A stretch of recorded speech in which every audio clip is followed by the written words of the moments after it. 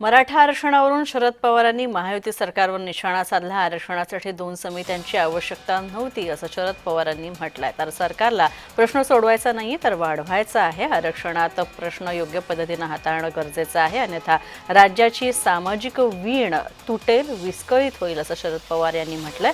सरकारचा निर्णय घेतय आणि त्यामुळे तेढ निर्माण होतय असं सुद्धा पवार यांनी म्हटलंय। पहिल्यांदा 2 कवितेची आवश्यकता ही होती का? 2 कविता केल्या, यांच्याकडून मागण्या येतात, दुसरीकडून दुसऱ्या मागण्या।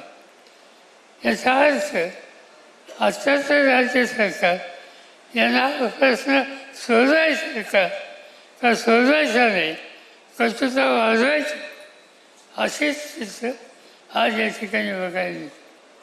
आणि म्हणून हा प्रश्न योग्य पद्धतीने हाताळला नाही तर महाराष्ट्राच्या, मी काल एका ठिकाणी सांगितलं की महाराष्ट्राची सामाजिक वीण ही उसवायला लागलेली आहे आणि हे अत्यंत धोक्याचे।